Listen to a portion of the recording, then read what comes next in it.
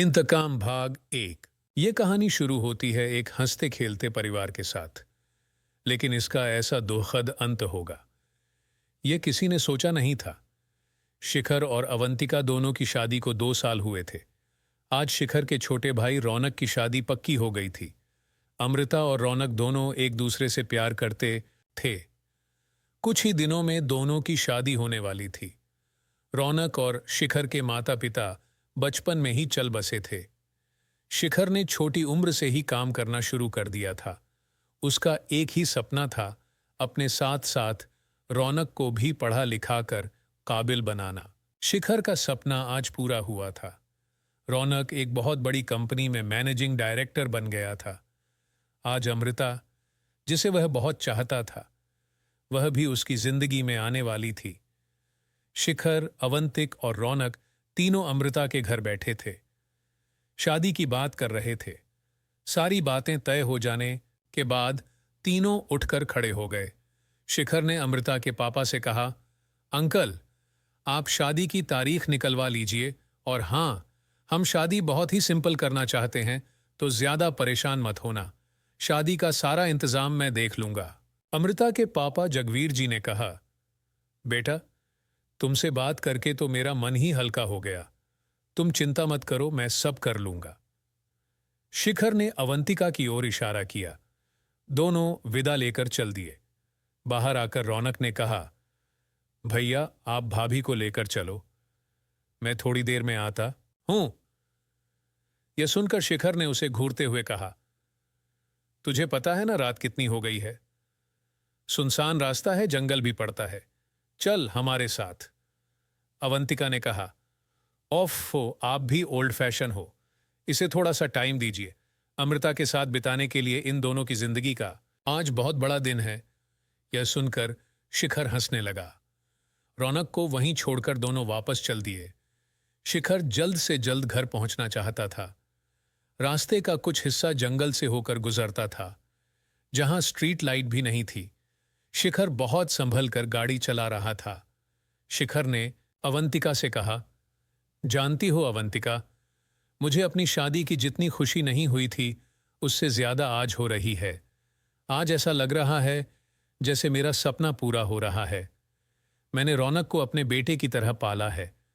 उसकी शादी से बढ़कर खुशी मेरे लिए कुछ नहीं हो सकती। अवंतिका बोली, हाँ, मैं समझ सकती हूं। मेरे पापा ने जब मेरी शादी पक्की की थी तो वो भी कितना खुश थी।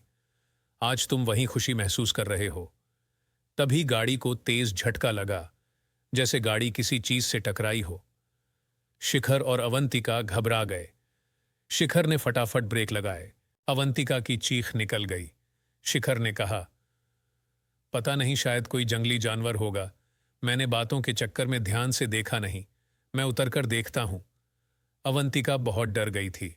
उसने कहा, नहीं, तुम नीचे मत उतरो, चलो यहां से फटाफट।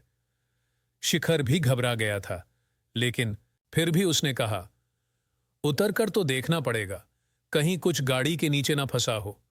गाड़ी को कितना नुकसान हुआ, यह भी देखना पड़ेगा।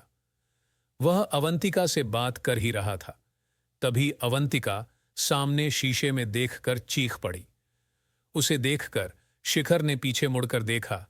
एक आदमी खून से लथपथ सड़क पर खड़ा था और अपने आप को घसीटता हुआ उनकी ओर आने की कोशिश कर रहा था।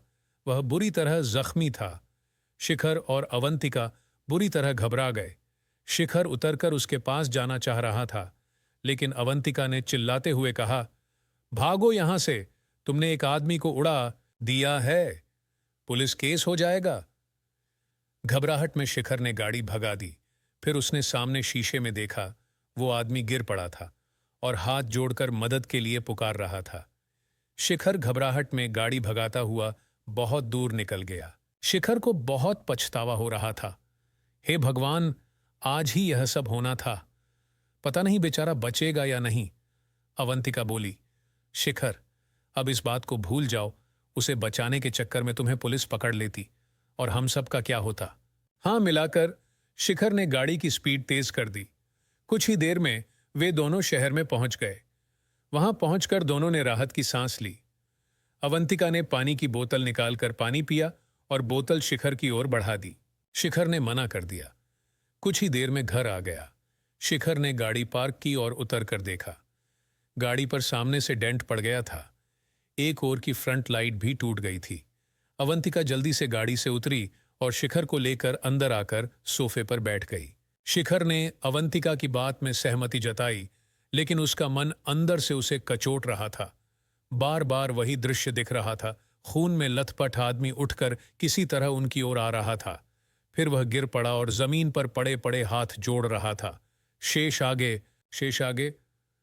इंतकाम भाग दो सुनने के लिए हमारे वीडियो को लाइक और चैनल को सब्सक्राइब करें, ताकि सबसे पहले वीडियो का नोटिफिकेशन आपको मिल सके।